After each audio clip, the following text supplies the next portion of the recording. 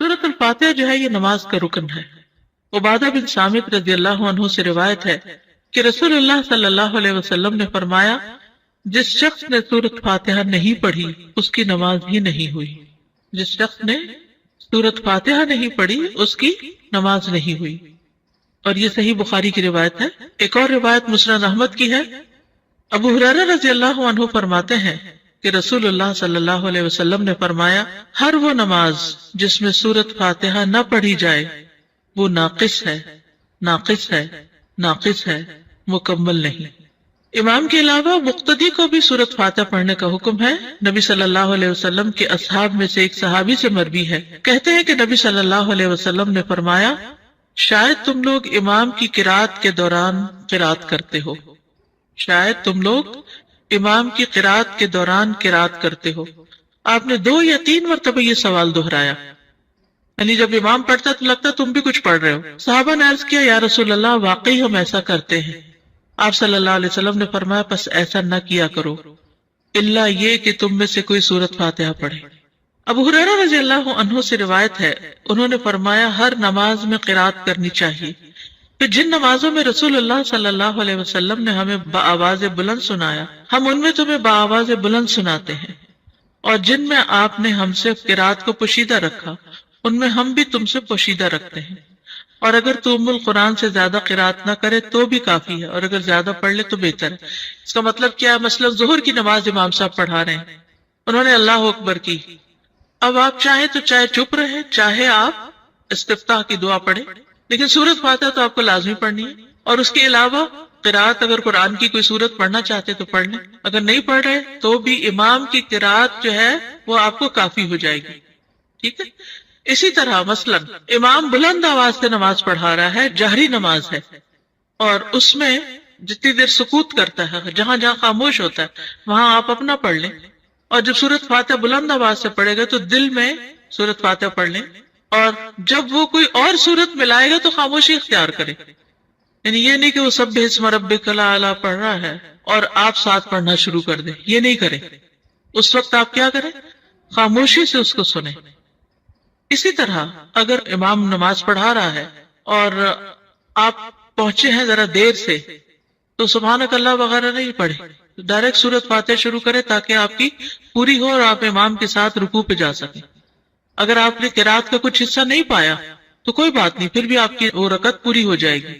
سورۃ الفاتحہ کی اہمیت اور فضیلت بہت دفعہ آپ نے پہلے بھی پڑھی ہوگی، صرف یاد دہانی اس لیے کرا دیتے ہیں کہ انسان اگر سورۃ الفاتحہ پر بھی توجہ کر لے نماز میں تو باقی نماز میں خشوع آ جاتا ہے۔ آپ یہ تجربہ کر کے دیکھیے، اگر آپ نے سورۃ الفاتحہ کو کیچ کر لیا نا کہ اس کو غور سے توجہ سے ترجمے کے ساتھ پڑھ لیا، ترجمے کے ساتھ مرادی کے دل میں اس کا معنی دہرا رہے ہیں، تو آپ دیکھیں گے کہ آپ نماز میں ٹک جاتے ہیں، پھر نماز میں فوکس قائم ہو جاتا ہے۔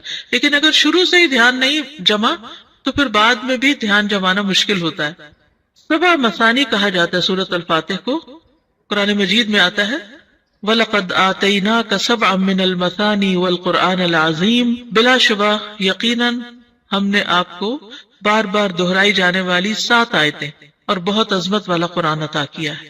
یعنی سورۃ الفاتحہ جو ہے سب سے زیادہ قرآن کا حصہ ہم نماز میں اسی کو دہراتے ہیں، یعنی اور کوئی قرآن کا حصہ اتنا نہیں پڑھا جاتا جتنی ریپیٹیشن سورۃ الفاتحہ کی ہوتی ہے، نماز کے اندر بھی اور نماز کے علاوہ بھی۔ تو اسی لیے اس کو 7 من المثانی، دہرائی جانے والی 7 آیتیں۔ رسول اللہ صلی اللہ علیہ وسلم نے فرمایا، اللہ عز و جل نے ام القرآن فاتحہ جیسی سورت نہ تورات میں نازل فرمائی اور نہ ہی انجیل میں، اور یہی 7 مثانی ہے، اور اللہ تعالیٰ فرماتے ہیں یہی سورت میرے اور میرے بندے کے درمیان تقسیم شدہ ہے، اور میرے بندے کو وہی ملے گا جو وہ مانگے گا۔ کیسے تقسیم شدہ ہے؟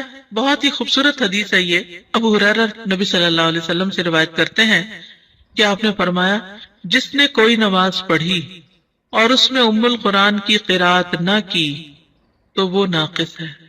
3 مرتبہ فرمایا، یعنی پوری ہی نہیں۔ ابو ہریرہ سے کہا گیا، ہم امام کے پیچھے ہوتے ہیں۔ انہوں نے کہا، اس کو اپنے دل میں پڑھ لیا کرو، کیونکہ میں نے رسول اللہ صلی اللہ علیہ وسلم سے سنا، آپ فرما رہے تھے اللہ تعالیٰ نے فرمایا میں نے نماز اپنے اور اپنے بندے کے درمیان آدھی آدھی تقسیم کی ہے، اور یہاں نماز سے مراد کیا ہے؟ سورۃ الفاتحہ۔ اور میرے بندے نے جو مانگا وہ اس کے لیے ہے. اور اگر اوور آل اس کو لے تو نماز میں کچھ حصہ اللہ سبحانہ وتعالیٰ کی تسبیح ہے، حمد ہے، اور کچھ حصہ دعا ہے. نماز کا مطلب کیا ہے؟ دعا. تو نماز میں یا ہم دعائیں مانگ رہے ہوتے ہیں یا اللہ کی تعریف بیان کر رہے ہوتے ہیں. ٹھیک ہے؟ تو بندہ جب اللہ کی تعریف کر چکتا ہے اور پھر اپنے لیے دعا کرتا ہے تو وہ دعا قبول ہو جاتی ہے. جب بندہ الحمدللہ رب العالمین کہتا ہے تو اللہ تعالیٰ فرماتا ہے میرے بندے نے میری تعریف کی. جب وہ الرحمن الرحیم کہتا ہے تو اللہ تعالیٰ فرماتا ہے میرے بندے نے میری ثنا بیان کی. جب وہ مالک یوم الدین کہتا ہے تو اللہ تعالیٰ فرماتا ہے میرے بندے نے میری بزرگی بیان کی. یا فرماتا ہے میرے بندے نے اپنے معاملات میرے سپرد کر دیے. پھر جب وہ ایاک نعبد و ایاک نستعین کہتا ہے تو اللہ تعالیٰ فرماتا ہے یہ میرے اور میرے بندے کے درمیان ہے اور میرے بندے نے جو مانگا وہ اس کا ہے. اور جب اہدنا الصراط المستقیم صراط الذین انعمت علیہم غیر المغضوب علیہم ولا الضالین کہتا ہے تو اللہ فرماتا ہے یہ میرے بندے کا ہے اور میرے بندے کے لیے ہے جو اس نے مانگا.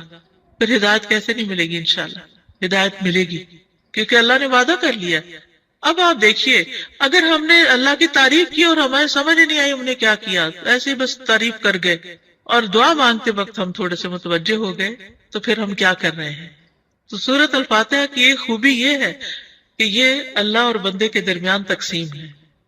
سفیان کہتے ہیں مجھے یہ روایت علا ابن عبد الرحمن بن یعقوب نے سنائی. میں ان کے پاس گیا، وہ گھر میں بیمار تھے. میں نے ان سے اس حدیث کے بارے میں سوال کیا اور انہوں نے مجھے یہ سنائی. اب سورۃ الفاتحہ کی قراءت کا طریقہ کیا ہے، کیسے پڑھی جائے؟ ایک ایک آیت کو وقف کر کے پڑھنا. ام سلمہ سے مروی ہے کہ ان سے رسول اللہ صلی اللہ علیہ وسلم کی قراءت کے متعلق پوچھا گیا تو انہوں نے فرمایا کہ آپ ایک ایک آیت کو وقف کر کر کے پڑھتے تھے. پھر انہوں نے سورۃ الفاتحہ کی پہلی 3 آیات کو توڑ توڑ کر پڑھا، یعنی توڑ توڑ کے یعنی کہ آیت بیچ میں توڑ دی بلکہ ہر آیت پہ وقف کیا. بسم اللہ الرحمن الرحیم الحمد للہ رب العالمین الرحمن الرحیم مالک یوم الدین. اور پھر کہتی ہیں کانا یقطع قراءتہ آیتن آیتن کہ نبی صلی اللہ علیہ وسلم ایک ایک آیت کو وقف کر کے پڑھتے تھے. پھر آپ صلی اللہ علیہ وسلم الفاتحہ پڑھتے، آپ اس کی ایک ایک آیت الگ الگ کر کے پڑھتے. بسم اللہ الرحمن الرحیم پڑھتے، پھر رک جاتے، پھر الحمدللہ پڑھتے اور پھر باقی بھی اسی طرح آخر تک. اسی طرح آپ کی تمام قرات. آپ آیات کے اختتام پر رک جاتے اور ایک آیت کو دوسری سے ملا کر نہیں پڑھتے. حضرت عبداللہ بن عباس فرماتے ہیں کہ ایک دن جبریل علیہ السلام رسول اللہ صلی اللہ علیہ وسلم کے پاس بیٹھے ہوئے تھے، کیونکہ یہ آپ کو معلوم ہے نا کہ جب وہ وحی لاتے تھے تو آپ کے پاس بیٹھتے تھے، کہ انہوں نے اپنے اوپر ایک زوردار آواز سنی. انہوں نے اپنا سر اٹھایا، پھر فرمایا یہ آسمان کا ایک دروازہ ہے جو آج سے پہلے کبھی نہیں کھلا. پھر فرمایا یہ ایک فرشتہ ہے جو آج سے پہلے زمین پر کبھی نہیں اترا. پھر اس فرشتے نے آپ صلی اللہ علیہ وسلم کو سلام کیا اور 2 نوروں کی خوشخبری دی اور کہا یہ 2 نور آپ ہی کو دیے جا رہے ہیں، آپ سے پہلے کسی نبی کو نہیں دیے گئے. ایک سورۃ الفاتحہ اور دوسرا سورۃ البقرہ کی آخری 2 آیات. آپ جب کبھی ان دونوں میں سے کوئی کلمہ تلاوت کریں، یعنی سورۃ فاتحہ پڑھیں یا سورۃ البقرہ کی آخری آیات پڑھیں، تو آپ کو طلب کردہ چیز ضرور عطا کی جائے گی، یعنی اس کے بعد دعا قبول ہوتی ہے. صحیح مسلم کی روایت ہے. اس سے پتہ چلتا ہے کہ سورۃ الفاتحہ کتنی عظیم سورت ہے اور اس کا پڑھنا کتنا بابرکت ہے. اور اللہ سبحانہ وتعالی نے رسول اللہ صلی اللہ علیہ وسلم پر خاص انعام فرمایا اور آپ کو یہ سورت عطا فرمائی. قرآن پاک میں آتا ہے وَلَقَدْ آتَيْنَاكَ سَبْعًا مِّنَ الْمَثَانِي وَالْقُرْآنَ الْعَظِيمِ کہ ہم نے آپ کو 7 بار بار دہرائی جانے والی آیات عطا کی ہیں، اور اس سے مراد سورۃ الفاتحہ ہی ہے.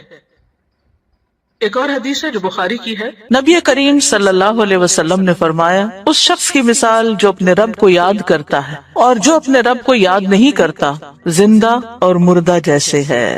تو ذکر کو زندگی سے تشبیہ دی گئی ہے، یعنی جس طرح انسان زندگی کے ساتھ خوبصورت ہوتا ہے، یعنی اس کا ظاہر خوبصورت ہوتا ہے جب زندہ ہوتا ہے، جب مر جاتا ہے تو آپ دیکھیں میت کیسی لگتی ہے. تو اسی طرح ذکر کے ساتھ انسان کا باطن روشن ہوتا ہے اور خوبصورت ہوتا ہے۔ ذکر جو ہے یعنی اللہ کی یاد جو ہے اس کی کئی اقسام ہیں، قرآن، نماز، تسبیحات، علم کا سیکھنا سکھانا، یہ اس وقت ہم ذکر کی مجلس میں ہیں۔ پھر اسی طرح دوسروں کو امر بالمعروف کرنا، نہی عن المنکر کرنا، تو یہ جو ذکر ہے اس کی کسی بھی شکل میں یہ اللہ تعالیٰ کے نزدیک ہر چیز سے بہتر عمل ہے۔ نبی صلی اللہ علیہ وسلم نے فرمایا، کیا میں تمہیں تمہارا بہترین عمل نہ بتاؤں جو تمہارے مالک کے نزدیک اچھا اور پاکیزہ ہے اور تمہارے درجات میں سب سے بلند ہے اور سونا چاندی کے خرچ کرنے سے بہتر ہے اور اللہ کی راہ میں جہاد کرتے ہوئے تمہارے کفار کی گردنیں مارنے اور ان کے تمہاری گردنیں مارنے سے بھی افضل ہے۔ صحابہ نے عرض کیا، کیوں نہیں؟ آپ نے فرمایا، اللہ تعالیٰ کا ذکر، چاہے آپ نماز میں کر رہے ہیں، نوافل میں کر رہے ہیں، تلاوت قرآن کے ذریعے کر رہے ہیں، تعلیم قرآن کے ذریعے کر رہے ہیں، تسبیحات کے ذریعے کر رہے ہیں، درود شریف پڑھ رہے ہیں، کسی بھی طرح کھڑے، بیٹھے، لیٹے، چلتے پھرتے، فارمل وے میں، انفارمل وے میں، اونچے یعنی جہرن اور سرن، جس شکل میں بھی آپ اللہ کو یاد کرتے ہیں تو اس کی اتنی زیادہ فضیلت ہے، بہت افضل عمل ہے۔ اور اس کے برعکس کیا ہوتا ہے؟ اللہ تعالیٰ سے غافل ہو جانا، بھول جانا، اور وہ عموماً کب ہوتا ہے؟ جب ہم دنیا میں خوب محو ہو جاتے ہیں۔ اسی طرح رسول اللہ صلی اللہ علیہ وسلم نے فرمایا، بہترین عمل یہ ہے کہ جب تم دنیا سے رخصت ہو تو تمہاری زبان اللہ کے ذکر سے تر ہو، اور یہ اسی وقت ہو سکتا ہے جب ہمیں ہر حالت میں ذکر کرنے کی عادت ہو، یعنی ذکر جو ہی چھوٹے تو ہمیں کبھی سی محسوس ہونے لگے کہ کچھ رہ گیا ہے، کچھ چھٹ گیا میرے ہاتھ سے، کچھ نکل گیا ہے، کچھ کمی سی ہے، وہ خالی پن فوراً محسوس کر لے۔ ہم ذکر کرنے والے سب سے آگے آگے ہوں گے۔ رسول اللہ صلی اللہ علیہ وسلم نے فرمایا، مفردون سبقت لے گئے۔ صحابہ نے پوچھا، اللہ کے رسول مفردون کون ہے؟ آپ نے فرمایا، اللہ کا بہت ذکر کرنے والے مرد اور ذکر کرنے والی عورتیں۔ ذکر کی حالت میں مسلسل اللہ تعالیٰ کا ساتھ ملتا ہے، اللہ کا قرب نصیب ہوتا ہے۔ اللہ تعالیٰ فرماتے ہیں، میں اپنے بندے کے ساتھ ہوں جب تک وہ مجھے یاد کرتا ہے اور میری یاد میں اپنے دونوں ہونٹ ہلاتا ہے۔ پھر شیطانی حملوں سے بچاؤ کا مضبوط قلعہ ہے۔ یحییٰ علیہ السلام نے بنی اسرائیل کو خطاب کیا اور اس میں ایک بات یہ کہی کہ بندہ جب تک اللہ کے ذکر میں مصروف رہتا ہے تو شیطان کے حملوں سے محفوظ ایک مضبوط قلعے میں ہوتا ہے، یعنی دشمن سے بچا ہوا ہوتا ہے۔ پھر جنت کے باغیچے ہیں ذکر کی مجلسیں، جیسے یہ مجلس ہے۔ رسول اللہ صلی اللہ علیہ وسلم نے فرمایا، جب تم لوگ جنت کے باغوں کے پاس سے گزرو تو کچھ کھا پی لیا کرو۔ صحابہ نے پوچھا، جنت کے باغوں سے کیا مراد ہے؟ آپ نے فرمایا، مجالس ذکر کی مجلسیں۔ قیامت کے دن سب سے زیادہ قابل رشک لوگ کون ہوں گے؟ جن کے چہروں کی سفیدی دیکھنے والوں کو ڈھانپ لے گی۔ وہ انبیاء و شہداء نہیں ہوں گے، لیکن ان کے اللہ کے قریب ہونے کی وجہ سے انبیاء و شہداء ان پہ رشک کریں گے۔ عرض کیا کہ اللہ کے رسول، یہ کون لوگ ہوں گے جن پہ انبیاء و شہداء رشک کریں گے؟ فرمایا، یہ مختلف قبیلوں کا مجموعہ ہے، مختلف قبیلوں، مختلف بیک گراؤنڈ سے آئے ہوئے لوگ ہیں جو اللہ کے ذکر پہ جمع ہوتے ہیں اور عمدہ کلام کو اس طرح چن چن کر لیتے ہیں جیسے کھجور کھانے والا عمدہ کھجوریں چن چن کے لیتا ہے۔ تو مجھے اس حدیث کو پڑھتے ہوئے آپ لوگوں کا خیال آتا ہے کہ علم کی مجلس میں سے جو اہم نکتے ہیں وہ آپ اپنے پاس محفوظ کرتے جاتے ہیں، کچھ باتیں دل میں یاد ہیں اور کچھ قلم سے یعنی نوٹ بک میں نوٹ کرتے جا رہے ہیں۔ تو ایسی مجلسیں جو ہیں وہ انسان کے لیے بہت بڑی نعمت ہے۔ پھر ذکر نہ کرنا باعث حسرت ہے۔ یاد رکھیے، جب میں ذکر کا لفظ بولتی ہوں نا تو ذکر کی ساری اقسام ذہن میں لایا کریں، کیونکہ ہمارے ہاں ذکر صرف اللہ ہو کرنے کا نام بن گیا ہے۔ ذکر کی مجلس کیا ہے؟ جس میں سارے لوگ بیٹھ کے اندھیرا کر دیں اور پھر وہ اس انداز میں ذکر کریں کہ سارے ایک نعرے کی شکل میں اور مل کے کوئی آوازیں بلند کرے۔ صحابہ سے ایسے کوئی طریقے منقول نہیں ہیں۔ وہاں صحابہ کرام نبی صلی اللہ علیہ وسلم کی مجالس میں جو بیٹھ کے علم حاصل کرتے تھے اس کو بھی ذکر کی مجلس سمجھتے تھے، اور ویسے بھی اکٹھے بیٹھ کر اللہ کو یاد کرتے تھے۔ جیسے مسجد نبی میں ایک دفعہ آپ تشریف لے گئے، دو جماعتیں تھی، کچھ علم سیکھ سکھا رہے تھے اور کچھ بیٹھ کے ویسے ہی تسبیحات پڑھ رہے تھے اپنی اپنی، تو آپ علم والوں کے پاس گئے تو یہ بھی ذکر کی مجلس ہوتی ہے، یعنی علم کا سیکھنا سکھانا اور بیٹھ کے تسبیح پڑھتے رہنا، ذکر کرتے رہنا، جیسے آپ حرم میں بیٹھ کے کرتے ہیں، کسی مسجد میں بیٹھے ہوتے ہیں۔ اس کے لیے ضروری نہیں ہوتا کہ کوئی تسبیحات کرنے کے لیے باقاعدہ لوگوں کو دعوت دے کر کوئی ایسے حلقے اکٹھے کیے جائیں۔ ذکر نہ کرنا باعث حسرت ہے۔ نبی صلی اللہ علیہ وسلم نے فرمایا، جو لوگ کسی جگہ پر مجلس کریں لیکن اس میں اللہ کا ذکر نہ کریں اور نبی صلی اللہ علیہ وسلم پر درود نہ بھیجیں تو وہ ان کے لیے قیامت کے دن باعث حسرت ہوگی، اگرچہ وہ اجر و ثواب کی بنیاد پر جنت میں داخل ہو جائیں گے، لیکن انہیں حسرت ہوگی کہ ہم نے یہ وقت کیوں گنوا دیا۔ ذکر نہ کرنے والے بدترین مخلوق ہیں، بد نصیب لوگ ہیں۔ عمرو ابن ابسہ سے روایت ہے، رسول اللہ صلی اللہ علیہ وسلم نے فرمایا، جب بھی سورج چڑھتا ہے اللہ عز و جل کی ہر ایک مخلوق اللہ عز و جل کی تسبیح اور حمد و ثنا بیان کرتی، یعنی صبح ہوتے ہی ساری مخلوق ذکر میں لگ جاتی، لیکن شیطان اور اولاد آدم میں سے آتا قسم کے لوگ ذکر نہیں کرتے۔ تو میں نے بنی آدم میں آتا قسم کے لوگوں کے بارے میں سوال کیا، آپ نے فرمایا بدترین مخلوق، یا فرمایا اللہ کی مخلوق میں سے بدترین لوگ، یعنی آسمان و زمین، سورج، چاند، ستارے، درخت، شجر، حجر، ہر چیز ذکر میں مشغول ہے، سوائے ان لوگوں کے جو سو کے وقت گزار رہے ہیں یا غفلت میں پڑے ہوئے ہیں۔ ابو ہریرہ رضی اللہ عنہ روایت کرتے ہیں، نبی کریم صلی اللہ علیہ وسلم نے فرمایا، دو کلمے رحمان کو بہت محبوب ہیں، زبان پر بہت ہلکے ہیں، لیکن قیامت کے دن ترازو میں بہت بھاری ہوں گے۔ سبحان اللہ و بحمدہ سبحان اللہ العظیم۔ اللہ اپنی حمد کے ساتھ پاک ہے، اللہ پاک ہے جو بہت عظمت والا ہے۔ تو جیسے ہم جانتے ہیں کہ نفلی عبادت میں افضل عمل اللہ کا ذکر ہے، تو یہاں پر اس ذکر کی خاص شکل بتائی گئی کہ اللہ تعالیٰ کی حمد و ثنا اور پاکی بیان کرنا۔ سبحانہ کا مطلب کیا ہوتا ہے؟ کہ وہ پاک ہے۔ تو جس کلام میں، جس ذکر میں اللہ تعالیٰ کی پاکی بیان کی جائے، تسبیح بیان کی جائے اور حمد و ثنا بیان کی جائے، وہ اللہ تعالیٰ کا چنا ہوا کلام ہے۔ رسول اللہ صلی اللہ علیہ وسلم سے سوال کیا گیا، کون سا کلام افضل ہے؟ آپ نے فرمایا، جو اللہ نے اپنے فرشتوں اور بندوں کے لیے چنا۔ کیا فرمایا؟ جو اللہ نے اپنے فرشتوں اور اپنے بندوں کے لیے چنا۔ سبحان اللہ و بحمدہ، ٹھیک ہے، سبحان اللہ و بحمدہ۔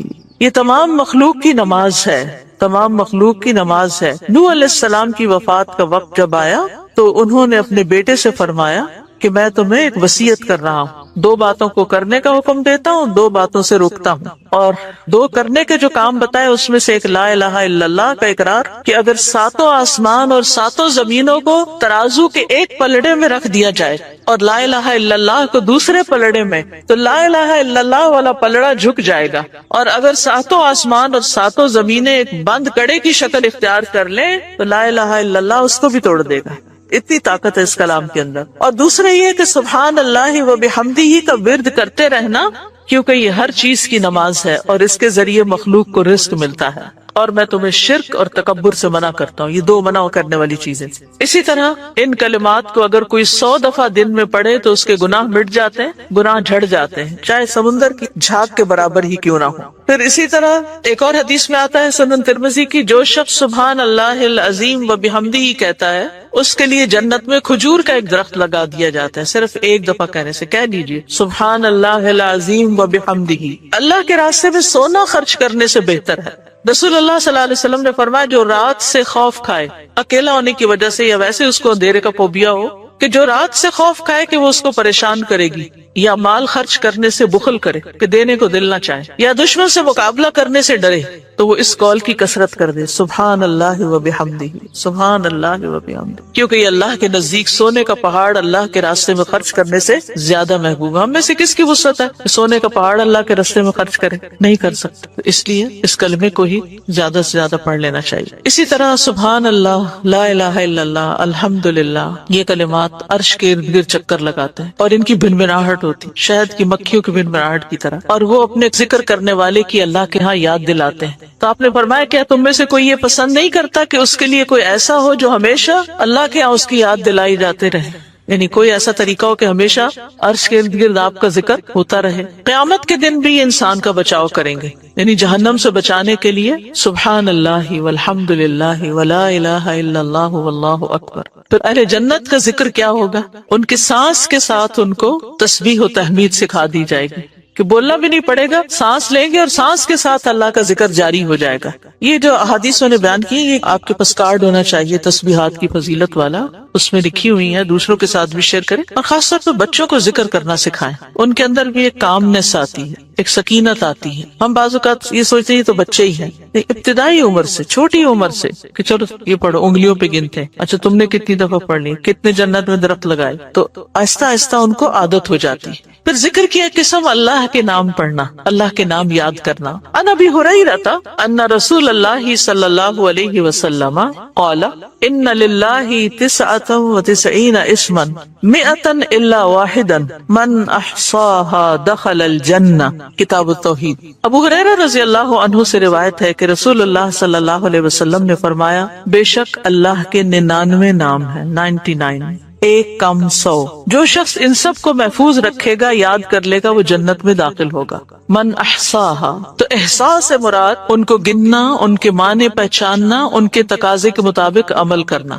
خالی لکھ کے یا جمع کر کے یاد کر لیا جائے اور مطلب ہی نہ پتا ہو اور اس کے مطابق عمل نہ ہو تو پھر یہ وعدہ نہیں پورا ہوتا۔ احصاء میں ہر چیز کا جمع ہو جانا ہے، یعنی اللہ تعالیٰ کے ناموں کی حدود کی حفاظت کرنا، ان کو پہچاننا، ان کا معنی جاننا، ان کی فضیلت جاننا، کہاں پڑھنا ہے۔ امام ابن قیم کہتے ہیں کہ اللہ کے اسماء کو گن کر محفوظ کرنے کے کچھ مراتب ہیں۔ بندہ جب ان ناموں کو یاد کر لیتا ہے تو وہ جنت میں داخل ہو جاتا ہے اور یہی اس کی سعادت اور نجات اور فلاح کا مرکز ہے۔ وہ کہتے ہیں پہلا مرتبہ ان کے الفاظ کو گننا اور شمار کرنا، دوسرا مرتبہ ان کے معنی اور مدلول کو سمجھنا، تیسرا مرتبہ ان کے ساتھ دعا مانگنا۔ قرآن میں آتا نا وَلِلَّهِ الْأَسْمَاءُ الْحُسْنَى فَادْعُوهُ بِهَا، اور اللہ ہی کے لیے ہے اچھے اچھے نام، بس تم اس کو ان کے ساتھ پکارو، اللہ کے نام لے کے، جیسے یا حی یا قیوم، یا اللہ، یا رب، یا رحمان، یا رحیم، یا کریم، یا ذی الجلال والاکرام، اور باقی بھی اسی طرح۔ پھر ہے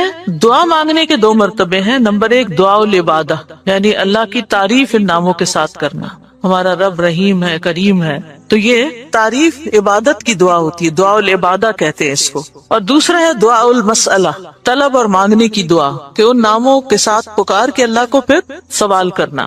اور اسماء حسنہ کے ساتھ، یہ نہیں کہ اپنی طرف سے اللہ تعالیٰ کا کوئی نام بنا کے اور پھر اس سے دعا کرنا، یا موجود، یا ذات، یا شیء، اس طرح کی باتیں نہیں، بلکہ اللہ کے جو پراپر نام قرآن و سنت سے ثابت ہیں ان کے ساتھ دعا مانگنا۔ تو یاد رکھیے کہ اللہ کی پہچان یہ علم کا پہلا مرتبہ ہے۔ سب سے پہلے جس کو جاننا چاہیے، جس کے بارے میں ہمیں معلوم ہونا چاہیے کہ وہ کون ہے، وہ اللہ رب العزت ہے۔ فَاعْلَمْ أَنَّهُ لَا إِلَهَ إِلَّا هُوَ، جان لو کہ اللہ کے سوا کوئی الہ نہیں۔ یہ علم ہر ایک پر فرض ہے کہ ہمارا خالق کون ہے، ہمارا مالک کون ہے، ہمارا رازق کون ہے، ہمارا معبود کون ہے، ہماری مشکل کشا کون ہے، ہمارا حاجت روا کون ہے، اور جو بھی اللہ تعالیٰ کے باقی نام ہے، پہچان ہے۔ یہ علم تمام علوم سے افضل ہے، کیونکہ جب ایک انسان، کوئی بچہ، بوڑھا، جوان اللہ تعالیٰ کو جان لیتا ہے نا، تب ہی اس کی زندگی درست ہوتی، تب ہی اس کو واقعی ہدایت ملتی، تبھی وہ اللہ کے لیے سب کچھ کرتا ہے، تبھی اس کے اندر تقویٰ پیدا ہوتا ہے، تبھی وہ حلال حرام کی تمیز کرتا ہے، کیونکہ یہ سب کچھ کرنا اس کے لیے اللہ نے اپنی عبادت کے لیے پیدا کیا، اور اگر ہم اللہ ہی کو نہیں پہچانتے تو عبادت کس کی کر رہے ہیں؟ پہلا کام اللہ کی پہچان ہے، اللہ کی معرفت، خود بھی اور اپنی آل اولاد کو بھی اور اپنے آس پاس کے لوگوں کو۔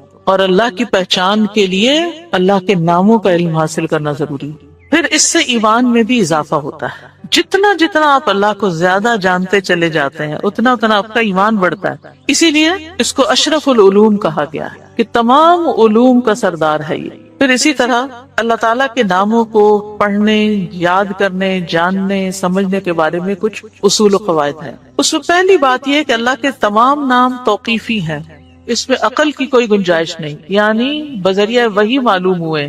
ہم اپنے پسند سے اللہ کا کوئی نام نہیں رکھ سکتے، یعنی آپ یہ نہیں کہہ سکتے کہ مجھے اللہ سے بڑی محبت ہے تو میرا دل چاہتا ہے میں اللہ تعالیٰ کا یہ نام رکھ دوں، خود سے کوئی رکھ دوں، یہ نہیں کر سکتے آپ، ٹھیک ہے؟ کسی انسان کو، کسی بشر کو، کسی جن کو، کسی فرشتے کو یہ اختیار نہیں کہ وہ اپنی مرضی پسند سے اللہ کا کوئی نام رکھ دے اور اس سے اس کو پکارنا شروع کر دے، اور اس کی لاجک صرف یہ دے کہ یہ تو محبت کی بات ہے اور میں محبت سے یوں پکارتی ہوں اللہ کو۔ نہیں، اس کی اجازت نہیں، کیونکہ جتنا اللہ تعالیٰ خود اپنے آپ کو جانتا ہے ہم نہیں جانتے، اور جتنا اس نے چاہا ہمیں اپنے بارے میں علم دیا، اور وہ علم بھی نبی صلی اللہ علیہ وسلم کے ذریعے ہم تک پہنچا ہے، تو اس کو حاصل کرنے کی کوشش کر۔ پھر اسی طرح دوسری بات یہ کہ اس بارے میں کتاب و سنت سے آگے نہ بڑھیں، عقل، رائے، خواہش۔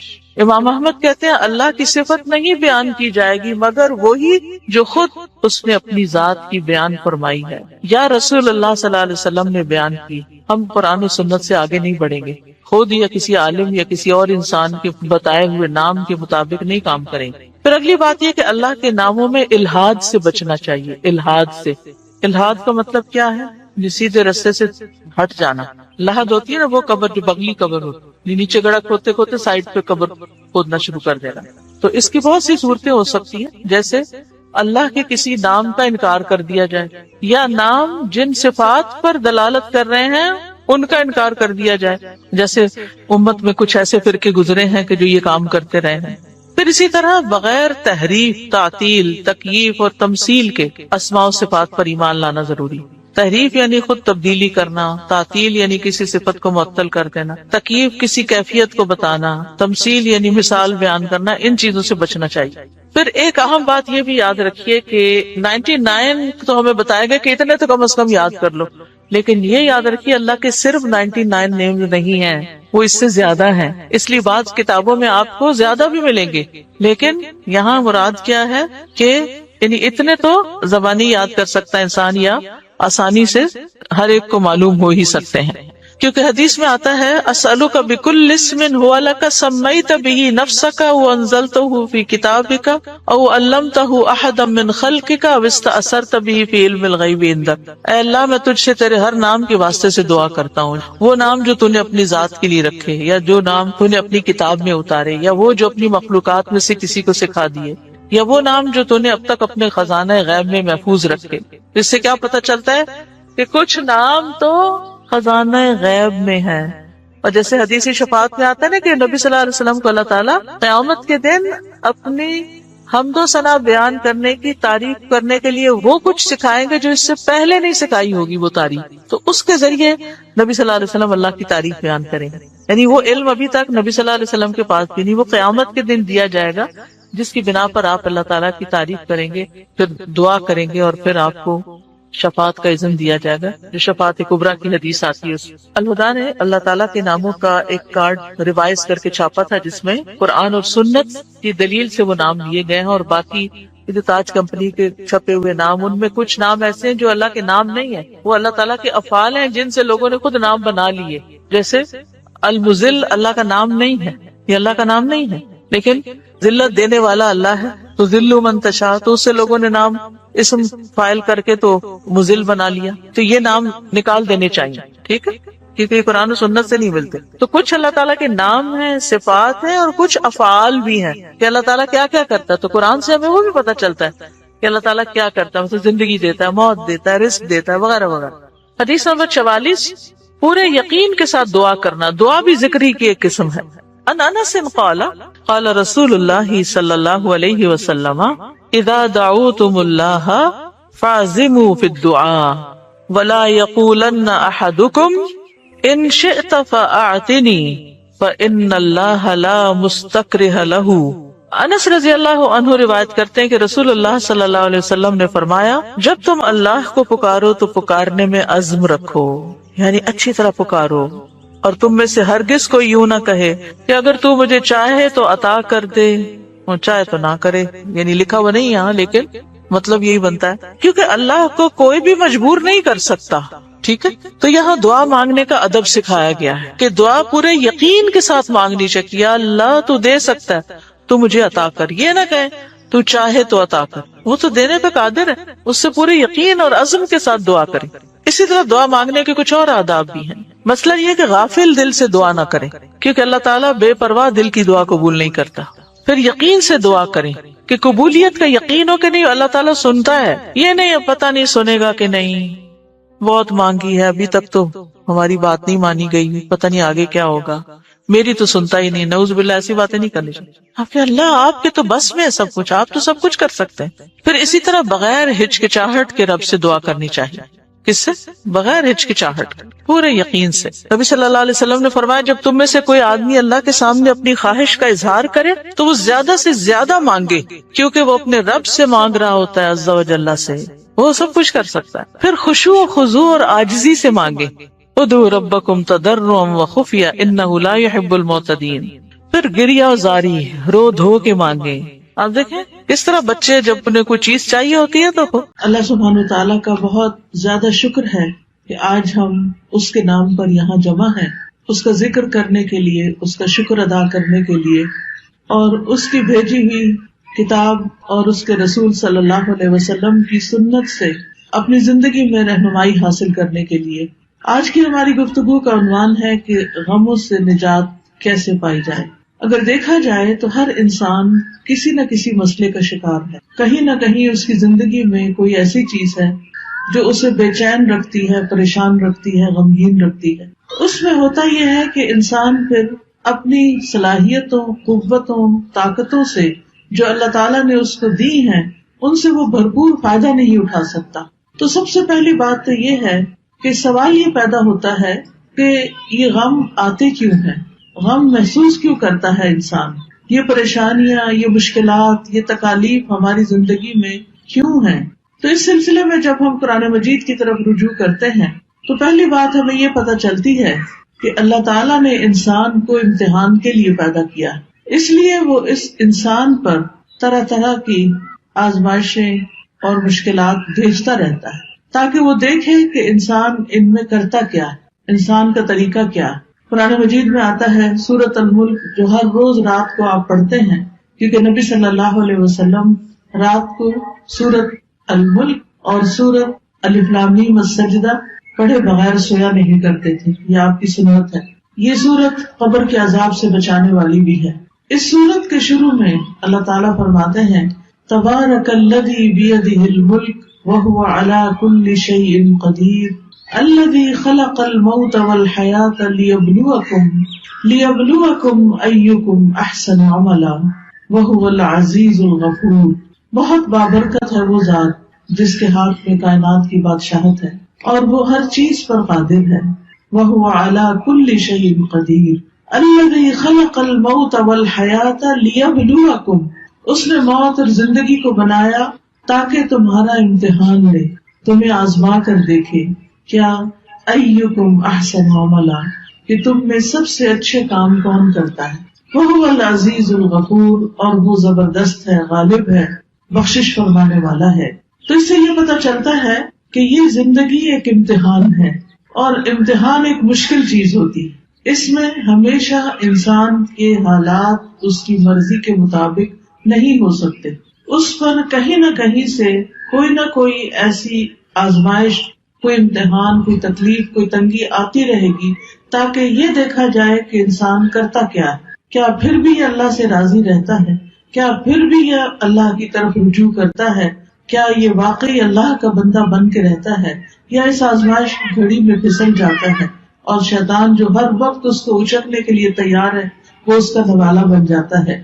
پھر اسی طرح یہ بات بھی یاد رکھنی چاہیے کہ انسان پر بہت سی تکلیفیں اس کے اپنے اعمال کی وجہ سے ہی آتی ہیں۔ سورۃ الشورى میں اللہ تعالیٰ فرماتے ہیں وَمَا أَصَابَكُم مِّن مُّصِيبَةٍ فَبِمَا كَسَبَتْ أَيْدِيكُمْ وَيَعْفُو عَن كَثِيرٍ، اور جو بھی تمہیں کوئی مصیبت پہنچی تو وہ اس وجہ سے ہے جو تمہارے ہاتھوں نے کمایا، یعنی تمہارے اپنے اعمال کی وجہ سے تمہارے لیے بہت سی مشکلات کھڑی ہوئی ہیں، اور وہ بہت سی چیزوں سے درگزر کر جاتا ہے، یعنی ان پر تو وہ سزا دیتا بھی نہیں، ان پر تو وہ تمہیں کسی پریشانی میں مبتلا نہیں کرتا، بلکہ تمہارے گناہوں کے باوجود، تمہاری زیادتیوں کے باوجود بھی وہ تمہیں اپنی عنایتوں اور نوازشوں سے معمور رکھتا ہے۔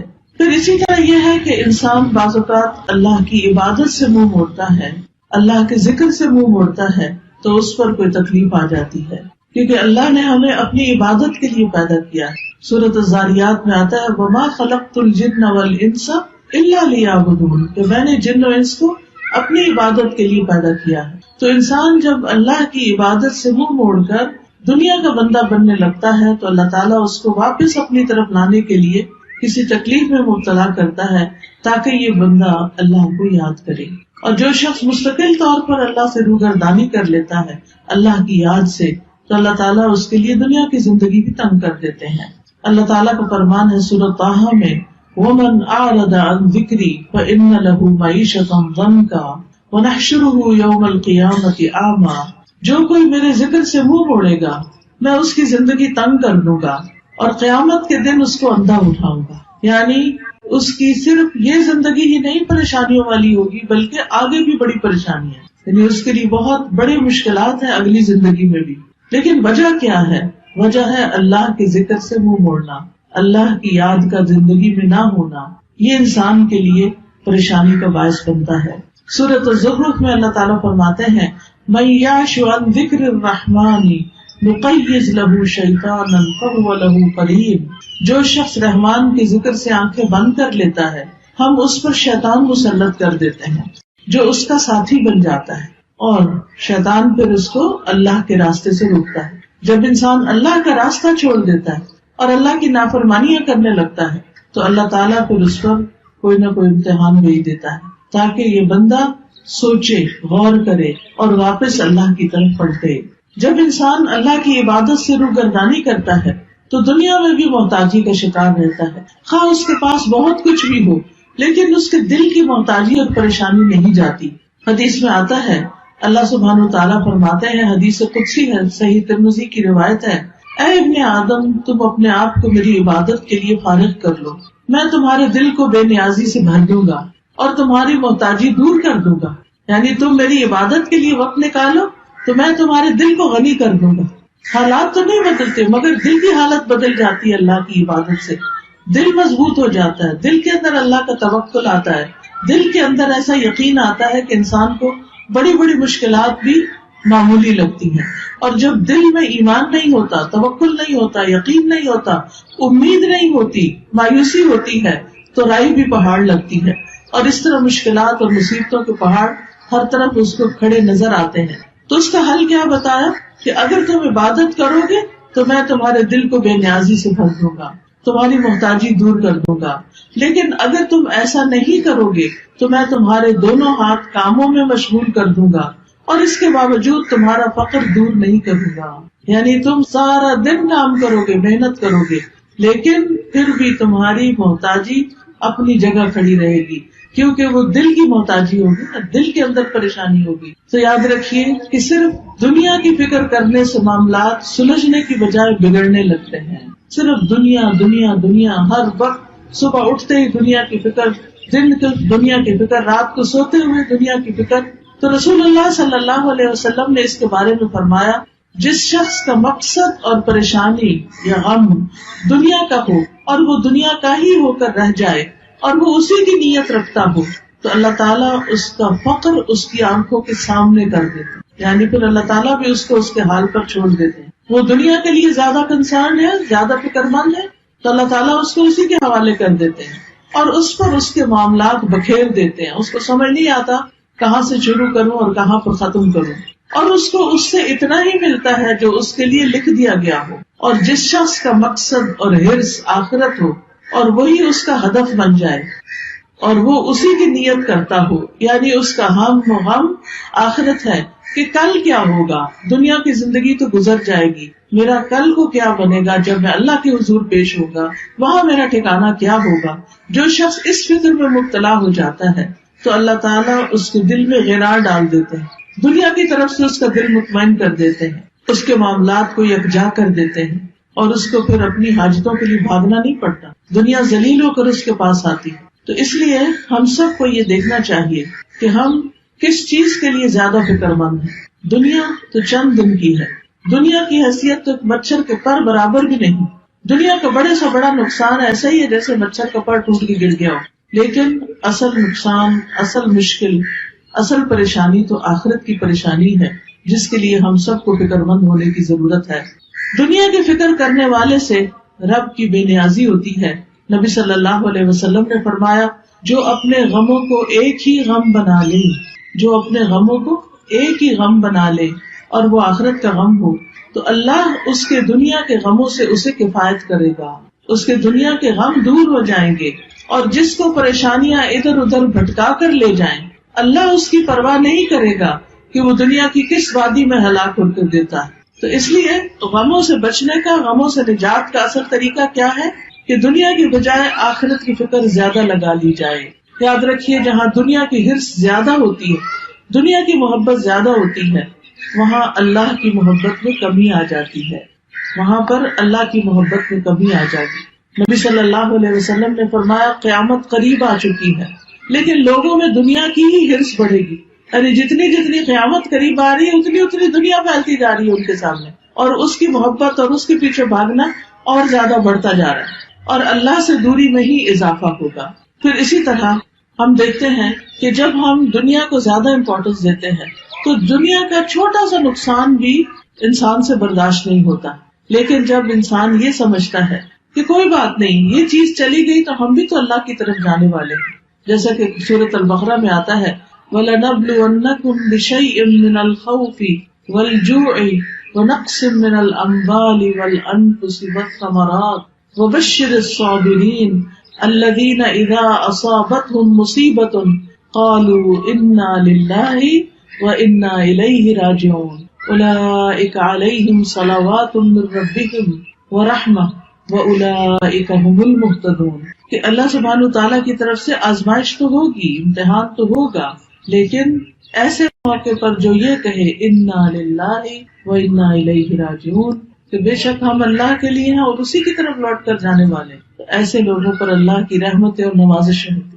اللہ کی رحمت ہوتی اور ایسے لوگ ہدایت پانے والے ہوتے۔ تو بات یہ ہے کہ تکلیفیں تو آئیں گی، یہ تو اللہ تعالیٰ نے خود ہی فرما دی کہ ہم ضرور آزمائش کریں گے، ضرور امتحان لیں گے، خوف سے، بھوک سے، جان مال پھلوں کی کمی سے، لیکن خوشخبری ہے صبر کرنے والوں کے لیے۔ یعنی جب ان کی زندگی میں کوئی چیز کم ہوتی، مثلاً کوئی بچہ فوت ہو گیا، بہن بھائیوں میں سے کوئی چلا گیا، کاروبار چلا گیا، کوئی کاروبار میں نقصان ہو گیا، جاب چلی گئی، کوئی اور حادثہ ہو گیا کہ جس سے بڑا نقصان ہو گیا، تو اب یہ سب چیزیں تو زندگی میں روز کا معمول ہے، کبھی کوئی چیز پیش آتی ہے، کبھی کوئی چیز پیش آتی ہے۔ تو بتایا گیا کہ وہ ایسے موقع پر کیا کہتے ہیں اور کیا کرتے ہیں، انا للہ و انا الیہ راجعون، یعنی وہ اللہ کی طرف رجوع کر لیتے ہیں، اور صبر کے ساتھ کیا کہتے ہیں کہ بے شک ہم بھی اللہ کے لیے اور اللہ ہی کی طرف واپس جانا ہے۔ یعنی جو ہمارا کوئی رشتہ دار چلا گیا یا مال چلا گیا یا کوئی اور یعنی کہ کوئی کھیتوں میں یا کاروبار میں یا کسی کیے ہوئے کام میں کوئی نقصان ہو گیا، تو وہ کہتے ہیں اس میں بھی کوئی خیر ہوگی، اس میں بھی میرے لیے اجر ہے، اس میں بھی کوئی بھلائی ہے، میرا کوئی پیارا چلا گیا لیکن میں اللہ سے امید نہیں چھوڑوں گی کیونکہ اللہ ہے نا۔ حتیٰ کہ اگر کسی عورت کے شوہر بھی فوت ہو جائے اور اگر اس کا اللہ پر بھروسہ ہو تو اس موقع پر بھی اللہ تعالیٰ اس کا دل تھام لیتا ہے، اور وہ کیا سوچتی ہے کہ ایک انسان تو گیا ہے مگر اللہ تو زندہ ہے، اللہ لا الہ الا هو الحی القیوم، اللہ ہے نا۔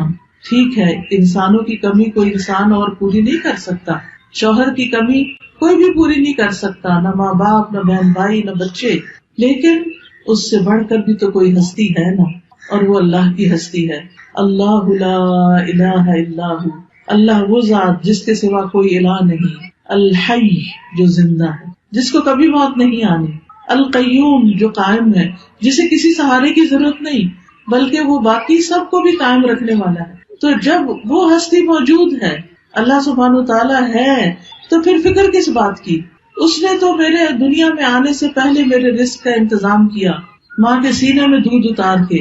اس نے تو مجھے پیدا ہونے کے بعد جب میرے دانت بھی نہیں تھے، کچھ کھانے کے قابل بھی نہیں تھا، کچھ ہاتھ پاؤں بھی ہلا کے نہیں پکڑ سکتا تھا، اس وقت بھی میرے رزق کا اہتمام کیا تھا، انتظام کیا تھا، وہ اب بھی کرے گا۔ تو ایسا شخص اس شدید غم کے موقع پر بھی سکون میں ہوتا ہے کہ اللہ ہے نا، وہ کہیں سے بندوبست کرے گا نا، وہ کوئی ذریعہ بنا دے گا نا، کیونکہ اصل الرزاق تو وہی ہے، انسان تو صرف سبب ہے، وسیلہ ہے۔ ایسا شخص کبھی بھی دل نہیں ہارتا، ایسا شخص کبھی بھی اپنے حواس نہیں کھوتا، ایسا شخص کی زندگی سے کبھی امید نہیں جاتی۔ اور آپ نے دیکھا ہوگا کہ کتنے ہی بچے ہیں جو یتیم پلے ہیں لیکن وہ بڑے بڑے لوگوں سے آگے نکل گئے ہیں، دنیا کی بڑی بڑی مشہور ہستیاں بن گئے۔ باپ کی کمی سے ان کی زندگی میں سب کچھ ختم نہیں ہو گیا، اللہ نے دوسرے ذرائع سے ان کی مدد کی، کیونکہ اصل اسباب تو اللہ کے ہاتھ میں ہے اور تمام چیزیں وہی پوری کرنے والا ہے۔ یاد رکھیے، اللہ کے پاس ہر مسئلے کا حل ہے، وہ ہر چیز پر قدرت رکھتا ہے۔ لہذا رنج اور غم سے، مشقت اور پریشانی سے نجات پانے کے لیے سب سے پہلا کرنے کا کام کیا ہے؟ اللہ پر بھروسہ، اللہ سے مضبوط تعلق، اللہ پر ایمان، یقین، توکل، اس سے امید، اسی کا ڈر اور اسی کی طرف لوٹ کر جانے کی فکر۔ یاد رکھیے، دنیا کے سارے خزانے اللہ کے ہیں، سارے خزانوں کا مالک وہ ہے۔ وَلِلَّهِ خَزَائِنُ السَّمَاوَاتِ وَالْأَرْضِ وَلِلَّهِ مُلْكُ السَّمَاوَاتِ وَالْأَرْضِ۔ آسمانوں کی بادشاہت، زمین کی بادشاہت ساری کی ساری اللہ کے پاس ہے. واللہ علی کل شیء قدیر، اور اللہ ہر چیز پر پوری طرح قادر ہے، پوری قدرت رکھتا ہے. لہذا کیا یقین رکھنا ہے کہ سارے خزانے تو اس کے پاس ہیں، مجھے اس سے مانگنے ہیں. لہذا انسان سب انسانوں سے نظر ہٹا کے اللہ سبحانہ وتعالیٰ کی طرف امید رکھتا ہے، اس سے مانگتا ہے، یا اللہ تو میرا رازق ہے، تو پتھر کے اندر ایک کیڑے کو بھی رزق پہنچاتا ہے، تو کیا مجھے نہیں رزق دے سکتا؟ آسمانوں زمین کی مخلوق کو دے رہا ہے، تو دن رات دے رہا ہے اور کوئی کمی نہیں واقع ہوتی تیرے رزق میں، تو کیا مجھے نہیں دے سکتا؟ تو مجھے بھی دینے والا ہے. لہٰذا جو شخص اللہ پر یقین رکھتا ہے وہ ہر غم، ہر تکلیف میں اللہ کی طرف رجوع کرتا ہے، اللہ کی طرف پلٹتا ہے، اور اس کو یہ یاد رہتا ہے کہ ہر مسئلے کا حل اللہ کے پاس ہے. اللہ سبحانہ تعالیٰ کے سامنے اپنی حاجتیں رکھے، سجدے میں رو کر پکارے اس کو کہ اللہ تو مدد کر. کوئی بھی مسئلہ ہے جو آپ کا، اس کو سامنے رکھے، کیونکہ اللہ تعالیٰ فرماتے ہیں اَمَّن يُجِيبُ الْمُضْطَرَّ إِذَا دَعَاهُ وَيَكْشِفُ السُّوءَ، بھلا کون ہے جو لاچار کی فریاد رسی کرتا ہے جب وہ اسے پکارتا ہے اور اس کی تکلیف کو دور کرتا ہے. کوئی اور ہے؟ نہیں، کوئی بھی نہیں. آپ دیکھیں کہ جب انسان غمگین ہوتا ہے، دکھی ہوتا ہے، پریشان ہوتا ہے، اس کی آنکھوں سے آنسو جاری ہوتے ہیں، تو پاس پڑے ماں باپ بھی سو رہے ہوتے ہیں، باقی دنیا بھی آرام کر رہی ہوتی ہے، ہر کوئی اپنے مسئلوں میں پریشان ہوتا ہے، لیکن آپ کا رب جاگتا ہے. لا تأخذہ سنۃ ولا نوم، نہ اس کو اونگ آتی ہے نہ اس کو نیند آتی ہے. سب سوتے ہیں لیکن وہ جاگتا ہے، وہ رات کو بھی، وہ دن کو بھی، وہ صبح بھی، وہ شام بھی آپ کی دعائیں سنتا ہے.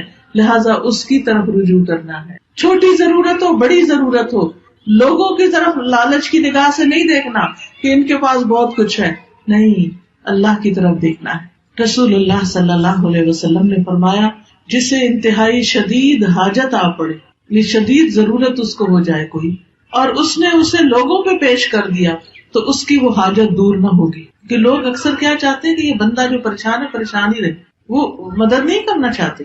لوگ عموماً دوسروں کو دکھی دیکھ کے خوش ہوتے ہیں. تو اس لیے جب کوئی ضرورت پیش آئے سب سے پہلے اللہ سے دعا کریں، پھر اللہ لوگوں کے دل میں ڈالے گا کہ وہ مدد کریں آپ کی. تو حدیث میں آتا ہے کہ جسے انتہائی شدید حاجت آ پڑے اور اسے اس نے لوگوں پر پیش کر دیا تو اس کی وہ حاجت پوری نہ ہوگی، اور جس نے اسے اللہ پہ پیش کیا تو ان قریب اللہ اسے بے پرواہ کر دے گا. یا تو جلد ہی موت آ جائے گی، دنیا کے بکھیڑوں سے ہی جان چھوٹ جائے گی، یا جلد ہی غنی ہو جائے گا اور انسانوں کی ضرورت نہ رہے گی. آپ کو خوف آتا ہے کہ پتہ نہیں کیا ہوگا، پتہ نہیں بڑھاپے میں کون ہمیں دیکھے گا، ہمارے لیے روزی کا انتظام کیا ہوگا، ہماری ضروریات پوری کہاں سے ہوں گی. تو فوراً کہا کرے اللہ تو میرا رب ہے نا، تو ہی میرے سارے انتظام کرے گا، مجھے انسانوں سے نہیں، تجھ سے توقع ہے. انسانوں کے ہاتھ خالی ہیں، ہمارے ہاتھ میں تو تھوڑی دیر کوئی چیز ہو تو ہمارا دل کہتا ہے رکھ دیں. ایسے ہی ہوتا ہے نا، ہم اپنے ہاتھ بھر کے رکھ بھی نہیں سکتے، مٹھی میں کوئی چیز ہو چھوٹی سی بھی تو تنگ آ جاتے ہیں، وہ کہتے ہیں یہ کہیں رکھ دے. ہمارے ہاتھ خالی ہیں، خالی آئے تھے، خالی رکھنا پسند کرتے ہیں اور خالی جائیں گے. بھرے ہوئے ہاتھ تو اللہ کے ہیں، ان سے کیوں مانگتے ہیں جو خالی ہاتھ؟ ان سے کیوں توقع ہے جن کے پاس کچھ نہیں؟ اس سے کیوں نہیں توقع رکھتے جس کے پاس سب کچھ ہے؟ مانگ کے تو دیکھیں، پھر کس طرح ضروریات پوری ہوتی ہیں. آپ دیکھیں قبر میں سب سے پہلا سوال کیا ہوگا؟ من ربو کا، تیرا رب کون ہے؟ اور رب کون ہوتا ہے؟ جو پیدا بھی کرتا ہے، جو رزق بھی دیتا ہے، جو ساری ضروریات پوری کرتا ہے. تو اگر ہم اس دنیا میں، اس زندگی میں رب کو رب مانیں گے تو تبھی جواب دے سکیں گے نا. تو اکثر کہا کرے اللہ تو میرا رب ہے، تو ہے نا، تو یہ بھی کام کر دے گا میرا، تو یہ بھی مشکل آسان کر دے گا میری. زندگی میں کوئی مشکل ہی نہیں رہے گی جب آپ رب کو پکارتے رہیں گے، جب رب کو پہچان لیں گے تو کوئی غم نہیں رہے گا. انبیاء کا طریقہ یہ تھا کہ وہ اپنے غموں کی فریاد، اپنے دکھوں کی داستان اپنے رب کو ہی سناتے تھے. حضرت یعقوب علیہ السلام سے جب یوسف علیہ السلام دور کر دیے گئے اور وہ ان سے بے پناہ محبت کرتے تھے، تو آپ سوچ سکتے ہیں کہ جس سے انسان محبت کرتا ہو وہ اگر دور چلا جائے تو انسان کے لیے کتنا دکھ اور تکلیف ہوتی، کتنی پریشانی ہوتی. لیکن انہوں نے شکوہ بندوں سے نہیں کیا، کہا انما اشکو بثی وحزنی الی اللہ، کہ میں اپنے غم اور دکھ کی فریاد صرف اللہ کی جناب میں پیش کرتا ہوں. جب تکلیف آئے اللہ کے آگے سجدے میں گر پڑے، نفل پڑھیں، روئیں، سجدے میں گڑ گڑا کے دعائیں مانگے، اللہ پہ بھروسہ کریں. اللہ تعالیٰ فرماتے ہیں وَمَن يَتَوَكَّلْ عَلَى اللَّهِ فَهُوَ حَسْبُهُ إِنَّ اللَّهَ بَالِغُ أَمْرِهِ قَدْ جَعَلَ اللَّهُ لِكُلِّ شَيْءٍ قَدْرًا. اور جو شخص اللہ پر بھروسہ کرے تو وہ اسے کافی ہے. اللہ اپنا کام پورا کر کے رہتا ہے. بلا شبہ اللہ نے ہر چیز کا ایک اندازہ مقرر کر رکھا ہے. ہر چیز کا ایک وقت ہے. اب مثلاً آپ کے شہر میں اگر بہت بڑا بھی درخت ہے پھل کا، مثلاً آج کل سردیوں کا موسم ہے اور آپ کے شہر میں آم کا بہت بڑا درخت